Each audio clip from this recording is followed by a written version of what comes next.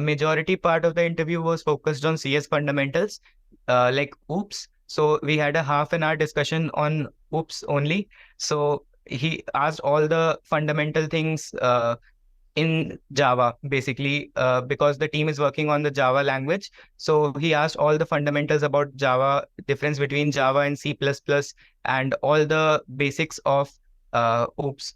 And after that, he switched to operating systems. So operating systems, he asked about deadlocks and all. If you are getting into any company, then you have to clear the coding test.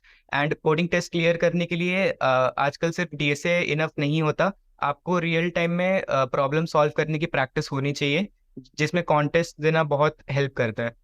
तो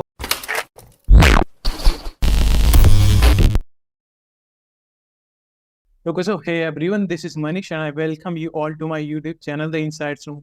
और आज जो हमारे साथ guest है उनका नाम है विभोर गुप्ता एंड इन्होंने वॉलमार्ट में इंटर्नशिप की है एंड इन्हें वहाँ से पीपीओ भी मिला है। तो आज हम इनसे बात करेंगे कि कैसा इनका वॉलमार्ट में इंटर्नशिप का एक्सपीरियंस रहा एंड किस तरह से इन्होंने कंपनी क्रैक की, कैसे इनकी प्लेसमेंट प्रिपरेशन थी। So first of all welcome Vibhor to the show.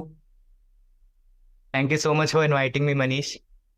Okay welcome. Okay so हम चल सकते हैं आपके इंट्रोडक्शन के साथ। बिल्कुल। So hello guys, my name is Vibhor Gupta, and I'm a fourth year student of Triple IT Lucknow. Currently I'm pursuing my BTech in IT branch, and I've been doing competitive programming for the last 3 years. I've been very active on CodeChef and CodeForces. On CodeChef I've been rated as 5 stars, and on CodeForces I'm rated as expert. Apart from that, I've done an internship from Walmart recently during the summer break, and I've also secured a replacement offer from Walmart. So that's about me. Thank you. Okay nice. Okay तो आप थोड़ा सा बता सकते हो आपने जैसे Walmart में इंटर्नशिप की है तो कैसा आपका एक्सपीरियंस था? हाँ, वॉलमार्ट में इंटर्नशिप का एक्सपीरियंस काफ़ी अच्छा था। Starting from the hiring process. तो इनका हायरिंग प्रोसेस ऐसा होता है कि एक अनस्टॉप पे एक कंपटीशन होता है named spark plug. So from spark plug they hire top 100 candidates after giving multiple coding rounds, and after hiring you receive a mail that you have been selected if you clear all the coding rounds. There's no interview. Directly on the basis of coding rounds, top 100 candidates will be selected. And उसके बाद आपको जनवरी से लेकर जून के बीच में mails आने start हो जाते हैं ऑन बोर्डिंग के। तो उनके प्रोसीजर्स को बस फॉलो करना होता है। एंड जब आप जाओगे इंटर्नशिप करने, तो फर्स्ट 14 डेज के लिए आपको स्टे देता है कंपनी होटल में। एंड उसमें उस पीरियड में आपका जो ट्रैवलिंग का कॉस्ट है, एयरपोर्ट लाइक फ्लाइट के टिकट्स एंड ऑल, वो सब कंपनी प्रोवाइड करती है। तो काफ़ी अच्छा एक ऑन बोर्डिंग एक्सपीरियंस रहा था वॉलमार्ट में। उसके बाद वर्क रिलेटेड बात करें तो इंटर्नशिप में स्पेसिफिकली आपको बहुत ज़्यादा लोड नहीं दिया जाता है वर्क का, मीडियम लेवल वर्क दिया जाता है। बट जो अच्छी बात रही वो ये कि जो टेक्नोलॉजीज इंडस्ट्री में यूज हो रही हैं, जो कि बहुत सारी कंपनीज आजकल यूज कर रही हैं, जैसे Java, Spring Boot, REST APIs and React and all these technologies, इस पे वॉलमार्ट वर्क करता है। तो आपको इंडस्ट्री रिलेवेंट टेक स्टैक पे काम करने का मौका मिलता है। एंड या सो आपको एक काफ़ी अच्छा लर्निंग एक्सपीरियंस मिल जाता है। जैसे मैंने अपने कॉलेज टाइम में majorly focus competitive programming and DSA पे किया था। डेवलपमेंट साइड मैंने ज़्यादा फोकस नहीं किया था। तो मेरे लिए काफ़ी अच्छा लर्निंग एक्सपीरियंस था ये internship period. Okay and Walmart का थोड़ा सा बात करते हैं वर्क कल्चर की, वो कैसा है? हाँ, तो वॉलमार्ट में वर्क कल्चर काफ़ी अच्छा है। एक्चुअली 9 to 5 ऑफिस आवर्स होते हैं। उसके बाद आपको कोई भी वर्क करने की मोस्टली ज़रूरत नहीं पड़ेगी। जो भी वर्क है असाइंड, वो आपको ऑफिस आवर्स में ही करना है। एंड स्पेसिफिकली इंटर्नशिप में आपका वर्कलोड भी उतना ज़्यादा नहीं रहेगा। आपको कुछ एक प्रोजेक्ट में कंट्रीब्यूट करने के लिए बोल सकते हैं, या आपको अपनी कोई डिफरेंट एपीआईज बनाने को बोल सकते हैं। तो उस पे डिपेंड करता है कि आपका कितना वर्कलोड रहेगा, but most of the teams में workload is balanced and work culture is very good. And office hours के अंदर भी काफ़ी चिल माहौल रहता है, मतलब बीच में आप 1 to 2 आवर्स के जो लंच ब्रेक लेते हो उसमें आप जाके आराम से गेम्स वगैरह भी खेल सकते हो, आराम से रिफ्रेश होके एंड देन कंटिन्यू कर सकते हो वर्क अपना। ओके, एंड कौन सी सिटी में थी ये आपकी इंटर्नशिप? बैंगलोर में। ओके, एंड क्या आप थोड़ा सा बता सकते हो कि आपका डेली शेड्यूल क्या रहता था ड्यूरिंग दिस इंटर्नशिप? हाँ, तो डेली शेड्यूल ये रहता है कि अराउंड 9 AM से आपका ऑफिस स्टार्ट हो जाता है। तो 9 AM के अराउंड हम लीव करते थे ऑफिस के लिए। 10 to 15 मिनट्स वॉकिंग डिस्टेंस पे मैं स्टे कर रहा था, तो वॉक करके पहुंच जाते थे। एंड देन वहाँ पे अगर टीम डे है, क्योंकि वीक में 2 days टीम डे होता है, other days team works from home. तो अगर टीम डे है तो टीम वालों से मीटिंग होगी 9:15 के बाद ही, जब भी मैं पहुंचूंगा। जो भी मेरे वर्क के अपडेट्स होंगे वो टीम के साथ डिस्कस करूंगा। अगर कुछ स्पेसिफिक उन्हें काम देना है तो उसी ड्यूरेशन में वो मुझे दे देंगे। एंड देन मैं राउंड द डे ब्रेक्स ले लेके उस पर वर्क करता रहूंगा। एंड जो भी मेरे अपडेट्स हैं वो मेंटोर के साथ शेयर करता रहूंगा। अगर मुझे कोई डाउट्स हैं तो अगर टीम डे नहीं भी है तभी भी मेंटोर मेरे हेल्प करने के लिए प्रेजेंट रहेंगे सोशल मीडिया पे, like teams and slack what ever the company use this. तो उस पे मेंटोर से काफ़ी अच्छी हेल्प मिल जाती है। एंड आफ्टर लंच मेजरली ज़्यादा काम नहीं होता है। जनरली लोग लंच के बाद 1 2 आवर्स वर्क करके एंड देन लीव कर जाते हैं 5 PM पे। तो 5 PM के बाद आप रेस्ट कर सकते हो। ओके, आपने बताया कि आपका वहाँ पे वर्क फ्रॉम होम भी था एंड वर्क फ्रॉम ऑफिस भी था, तो आपको कौन सा ज़्यादा बढ़िया लगा? Work from home is like कि जब आप फुल टाइम हो जाते हो तो आपको, अगर आप सेटल्ड हो बैंगलोर में, then work from home is good because you can give time to your family and all of that things. But starting as an intern I think work from office feels very nice because it is a new experience to work from office and the environment there is really good. Okay, and आपने वहाँ पे कुछ projects पे काम किया होगा, तो हल्का सा बता सकते हो कि किस तरह से आपने वर्क किया एंड क्या क्या सीखने को मिला? तो मैंने जो वर्क किया वो मेजरली स्प्रिंग बूट पे किया, जो कि एक फ्रेमवर्क है जावा का। तो स्प्रिंग बूट की हेल्प से हमको एपीआईज डेवलप करनी होती है, जो कि वॉलमार्ट के जो यूएस में वेंडर्स हैं जिनसे वॉलमार्ट अपने प्रोडक्ट्स परचेज करता है, तो उनके लिए परचेज ऑर्डर लिस्ट्स बनती हैं। तो परचेज ऑर्डर लिस्ट्स प्रोवाइड करते हैं ये APIs by fetching through the backend. तो उसके लिए हमको एपीआई एंड पॉइंट्स डेवलप करने होते हैं। एंड उसके बाद जब डेवलप हो जाते हैं तो आपके कोड की टेस्टिंग होती है, आपके कोड की क्वालिटी चेक्स होते हैं, जो कि आप मेंटोर से रिव्यू कराते हो एंड ऑल। उसके बाद आपका कोड जो है वो प्रोडक्शन में पुश होता है। तो ये फ्लो था। ओके, एंड आप लोगों की कितनी लोगों की टीम थी वहाँ पर? अराउंड मेरी टीम 8 to 10 पीपल की थी, जिसमें मैं अकेला इंटर्न था, बाकी सब फुल टाइम एम्प्लॉयज थे। ओके, कूल, ठीक है, तो मतलब बढ़िया से आपकी इंटर्नशिप निकल गई है। जी। ओके, अब आते हैं थोड़ा सा आपके कॉलेज के बारे में, थोड़ा सा अपने कॉलेज के बारे में बता सकते हो? तो मेरा कॉलेज है triple IT Lucknow. So majorly triple IT Lucknow is a college which is focused on coding and placements. So triple IT Lucknow में एडमिशन लेते टाइम ही बच्चे इसीलिए ज्वाइन करते हैं कि यहाँ से प्लेसमेंट लगती है। और इंफ्रास्ट्रक्चर वाइज देखें तो कॉलेज अभी उतना डेवलप्ड नहीं है। जो फैसिलिटीज प्रोवाइड कर रहा है वो काफ़ी बेसिक है। एंड कुछ ईयर से थोड़ी हॉस्टल की प्रॉब्लम्स भी चल रही हैं। तो अ, जो भी स्टूडेंट्स एडमिशन लेते हैं वो मेजरली प्लेसमेंट्स के लिए लेते हैं एंड कोडिंग कल्चर के लिए लेते हैं। हमारे कॉलेज में कोडिंग कल्चर काफ़ी अच्छा है। तो एक्चुअली आपको जो भी सीनियर्स हैं वो गाइड करते हैं कि आपको स्टार्टिंग से ही फर्स्ट ईयर से ही डीएसए एंड कॉम्पिटिटिव प्रोग्रामिंग करते रहनी है एंड प्रोजेक्ट्स बिल्ड करते रहना है, जिससे आपको सेकेंड ईयर के बाद जब इंटर्नशिप्स की अपॉर्चुनिटीज मिलेंगी तब आपको उसमें हेल्प होगी इस चीज़ से।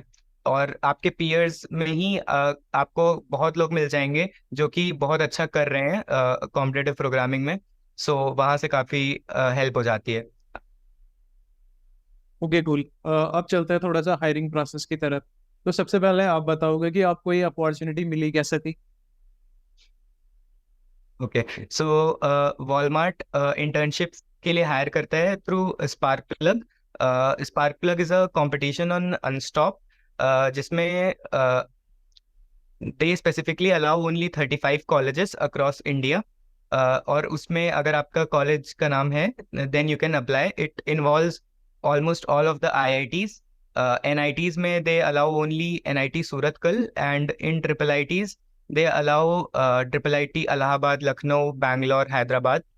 Some triple ITs they allow, and other some private colleges like VIT, BITS, Pilani, and some other colleges. So if your college name is in that list, then you can apply. And उसके बाद आपके first round होता है MCQ round, जिसमें आपको DSA के questions and normal CS fundamentals के questions पूछे जाते हैं। तो अगर उस राउंड को आप क्लियर कर लेते हैं then there comes a coding round, जिसमें 1 आवर के अंदर 2 DSA प्रॉब्लम्स आपको सॉल्व करने होते हैं। तो अगर 2 DSA प्रॉब्लम्स आपने सॉल्व कर लिए, then if you are shortlisted, then you get to the second coding round, and in the second coding round you are asked again 2 DSA problems. But in this round the shortlisting margin is very narrow, so out of around thousands of candidates only 100 are shortlisted. So even if you मतलब आपने 2 questions कर लिए हैं, तब भी कुछ guarantee नहीं है कि आप शॉर्टलिस्ट होगे। So little bit of luck factor is there. And उसके बाद अगर आप टॉप 100 कैंडिडेट्स में आ जाते हो then you are shortlisted and you are informed that you will have an internship. Okay, तो मतलब इसमें आपका कोई इंटरव्यू राउंड नहीं था? जी नहीं, इंटरव्यू राउंड्स वॉलमार्ट में होते हैं for the PPO conversion, not for the internship. ठीक है। तो जो आपके कोडिंग राउंड्स थे उनकी डिफिकल्टी लेवल क्या थी? डिफिकल्टी लेवल काफ़ी रैंडम थी एक्चुअली।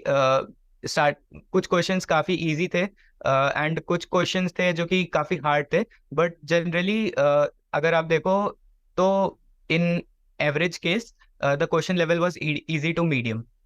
मतलब क्वेश्चन सॉल्वेबल थे and most of the students if they have done DSA then they would be able to solve those 2 questions easily, unless if you are getting too hard question by chance. Okay, and जो आपने second round की बात की and आपने कहा कि वहाँ पे थोड़ा नैरो मार्जिन होता है सेलेक्ट होने का, तो क्या लगता है आपको कि जी, क्या वो पॉइंट्स होंगे जिन पे कि बच्चे बाहर होते हैं? बेसिकली टाइम ड्यूरेशन पे ज़्यादातर बात आ जाती है कि कुछ बच्चे होते हैं जो कि बहुत ही कम टाइम में कर लेते हैं, जैसे 5 मिनट्स 10 मिनट्स के अंदर 2 क्वेश्चंस करके उन्होंने सबमिट कर दिया, तो आई गेस वो भी शॉर्टलिस्ट नहीं होते। और जिन्होंने बहुत एंड में अटेम्प्ट किया, स्टार्ट किया, बिकॉज एक विंडो होती है, उस विंडो के अंदर आपको पूरा कोडिंग टेस्ट स्टार्ट करने से लेकर ख़त्म करना रहता है। तो अगर आपने काफ़ी लेट स्टार्ट किया तब भी आपके चांसेस रिड्यूस हो जाते हैं। तो मैंने तो जैसे ही विंडो स्टार्ट हुई थी उसी टाइम मैंने अपना टेस्ट स्टार्ट कर दिया था and proper like 30 to 40 minutes लेके जो 2 क्वेश्चंस थे उनको सॉल्व कर लिया था। सो एक बैलेंस मेंटेन करना होता है, बस कुछ ऐसा नहीं करना होता कि आप बहुत ही आउट ऑफ सीधा 10 मिनट्स में सॉल्व कर दे रहे हो क्वेश्चंस या फिर बहुत लेट अटेम्प्ट कर रहे हो। तो ये सब चीज़ें थोड़ी मैटर कर जाती है, बाकी थोड़ा लक फैक्टर भी है। तो इस राउंड में जो क्वेश्चन थे वो किन टॉपिक से पूछे गए थे, जो सेकंड राउंड था आपका कोडिंग का? Basically all topics from DSA only, like normal C++ में देखें तो STL का यूज करके जो भी DSA के प्रॉब्लम्स बनते हैं नॉर्मल उसी टाइप के क्वेश्चंस थे। एंड या कुछ क्वेश्चंस थे that were involving DP graphs and all, but the level of difficulty of that questions was still easy. Okay, so Vibhor, ये तो था आपकी इंटर्नशिप की हायरिंग प्रोसेस का। एंड क्योंकि इसमें कोई इंटरव्यू राउंड इन्वॉल्व नहीं था, तो आई गेस हमने काफ़ी डिस्कस कर लिया इसके बारे में। अब थोड़ा सा आप बता सकते हो कि जो पीपीओ क्राइटेरिया के लिए इंटरव्यू राउंड्स या सिलेक्शन क्राइटेरिया है वो क्या होता है वॉलमार्ट का? जी।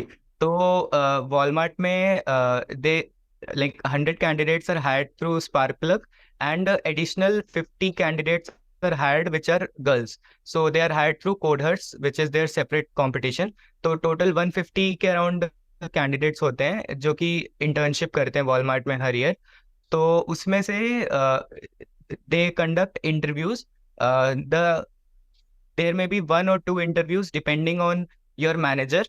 सो मैनेजर का जैसा भी फीडबैक जाता है आपके इंटर्नशिप प्रोजेक्ट और आप जो भी आपको वर्क असाइंड है उसके अकॉर्डिंग ही can schedule 1 interview or 2 interviews. So in the best case if you are good and your manager has given good feedback, then आपका एक ही इंटरव्यू होगा। And one after 1 interview, if it went good, then you are selected. And if it did not went good and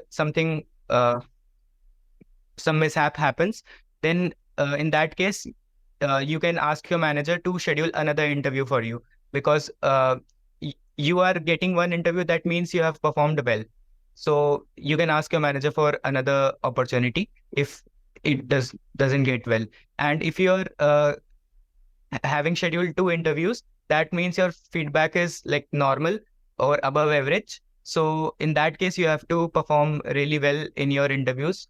But generally, the selection ratio in Walmart is really good. So as per last year, out of 150, they hired 127 candidates. And I think this year also, this ratio is uh, similar or better.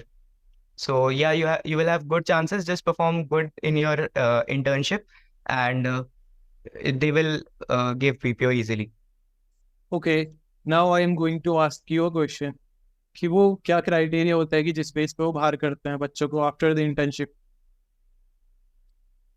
Criteria यही हो सकता है कि आपके जो team आपसे expect कर रही थी, आप उन एक्सपेक्टेशंस को मीट नहीं कर पाए। मे बी आपको जो प्रोजेक्ट असाइन था, तो वो आपसे एक्सपेक्ट कर रहे थे कि आप during some period of time उस प्रोजेक्ट को कंप्लीट करो, एंड आप वो नहीं कर पाए। सो मे बी मैनेजर का एवरेज फीडबैक गया हो, एंड देन आपके जो इंटरव्यूज कंडक्ट हुए उसमें भी आपका परफॉर्मेंस एवरेज गया हो। So in that case they may not give PPO. Otherwise, there are high chances that if you are performing well enough and you have performed decent in your interviews, then you will get a PPO. Okay, and आपके interview में क्या क्या पूछा गया था आपसे? The interviews में majorly depend करता है person to person, team to team, but मुझसे जो पूछा था, majority part of the interview was focused on CS fundamentals, like OOPS. So we had a half-an-hour discussion on OOPS only. So he asked all the fundamental things in Java, basically, because the team is working on the Java language. So he asked all the fundamentals about Java, difference between Java and C++, and all the basics of OOPS. And after that, he switched to operating systems. So in operating systems, he asked about deadlocks and all, semaphores and all. And after that, uh, there were an SQL query which he asked from DBMS. And then he asked about 2 DSA questions whose level was pretty easy. So that was my interview. Okay cool, ये तो था आपकी hiring process and all, and आपको PPO कैसा मिला।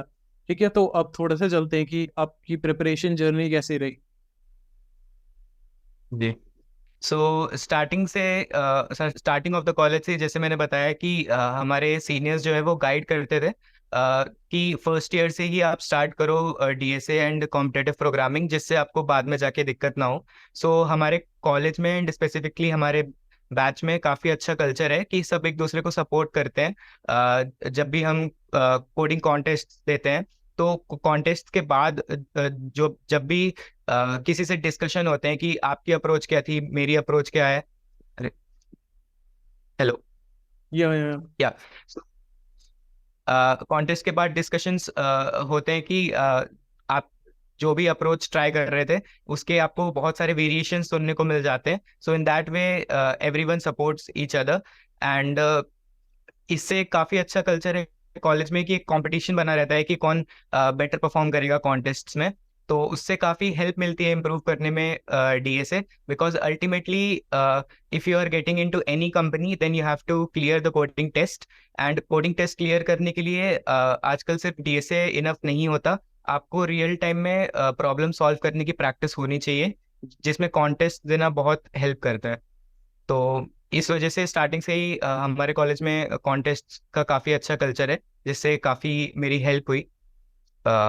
या okay, तो जब आपने लाइक कॉम्पिटिटिव प्रोग्रामिंग स्टार्ट की थी तो आपको कोई डिफिकल्टी आई थी? हाँ, स्टार्टिंग में तो डिफिकल्टी आती है बिकॉज आपको पता नहीं चलता कि आपको और टॉपिक्स पढ़ने चाहिए या फिर और प्रॉब्लम्स प्रैक्टिस करने चाहिए. बट आई वुड से कि आपको दोनों का एक बैलेंस मेंटेन करके चलना पड़ता है throughout your journey. And आप किसी भी लेवल पे पहुंच जाओ, you have to always up try and upgrade. Because if आप उसी लेवल के प्रॉब्लम सॉल्व करते रह जाओगे then you will never be able to solve tougher questions which come in coding tests. So you have to always think of upgrade. And competitive programming is never ending thing. So आप किसी भी level पे हो, आपके ऊपर भी हमेशा बहुत सारे लेवल्स रहेंगे. So there is everything to achieve and nothing to lose. Okay, nice. Okay, so Vaibhav, जैसा आपने कहा कि वहाँ पे कुछ कॉलेजेस थे, ठीक है, वही अप्लाई कर सकते थे, तो वहाँ पे बहुत से स्टूडेंट्स ने अप्लाई किया होगा, आपने भी रिज्यूमे डाला होगा. जी. तो क्या आपको लगता है कि आपके रिज्यूमे में ऐसा था कि आपका रिज्यूमे शॉर्टलिस्ट हुआ? So basically resume में I was guided कि it is good to have some achievements which showcases your DSA skills as well as some good projects. So achievements में मैंने डाला था जो भी मेरे कॉम्पिटिटिव प्रोग्रामिंग की अचीवमेंट्स हैं, like 5 stars on CodeChef and expert on Codeforces. And apart from that, I have participated in many coding competitions like Google Kickstart and ICPC prelims and other coding competitions.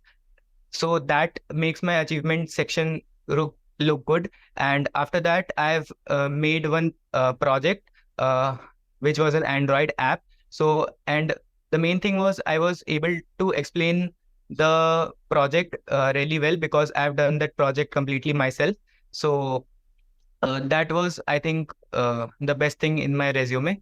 And after that, it all depends on the way you are prepared to give that coding tests and the way you are presenting yourself in the interviews. क्योंकि एक बार resume तो काफी लोगों का shortlist हो जाता है, but उसके बाद काफी मेजॉरिटी ऑफ द चंक जो है वो या तो कोडिंग टेस्ट में अटक जाता है या इंटरव्यूज का एक्सपीरियंस नहीं होता, तो वहाँ पे अंडर कॉन्फिडेंट हो जाता है. तो एक decent to good resume but with good amount of practical experience कि आगे आपको कैसे क्रैक करना है, that does the job. Okay, so और अभी तक हमने आपकी हायरिंग प्रोसेस एंड आपकी प्रिपरेशन जर्नी कवर कर ली पूरी. तो I think it's time to conclude the session. So at last I want to ask you, would you like to give any suggestion to your juniors who are preparing for internship and placements? Yeah, so I would like to tell only one thing, that don't ever, limit yourself to anything. Like if you are doing a DSA and solving problems on LeetCode, etc., then don't just limit yourself to that, because आजकल companies जो higher कर रही हैं उनकी hiring needs में सिर्फ DSA नहीं है, because those problems everyone is able to solve. So if you have to distinguish yourself from everyone, then you have to solve those problems in a certain time based framework. So you have to give contests, you have to be really good at solving problems within the time limit. Not just practicing DSA problems for interviews would help, because the level of coding questions which are asked in coding rounds, then those level of questions cannot be achieved by just doing LeetCode at times. So yes, just don't limit yourself, keep pushing hard, and have some good projects in your resume which you have made by yourself and not team projects. Because in team projects, you can only explain a part, and अगर interviewer कोई दूसरा part पूछ लेता है then आपको उसे explain करने में प्रॉब्लम होगी. But what matters in interviews is not your resume, because if you are selected for the interview, then your resume is good, that's for sure. But after that, how you present your projects is what really matters. If you only have one project, like I had only one project in my resume, but मैंने उस project को इतने अच्छे से हमेशा present किया कि मेरे को दूसरे प्रोजेक्ट की कभी नीड महसूस नहीं हुई रेज्यूमे में. So the way you present, the way you remain calm and present yourself, that matters. Okay, so nice advice, Vibhor. Okay, so now we are going to conclude the session. So at last, thanks for joining the session. Thank you so much for inviting me once again. You're doing a really great job. Thank you. And for our audience, if you like our content, you can subscribe and share. Okay, so thank you everyone. Bye bye. Keep enjoying.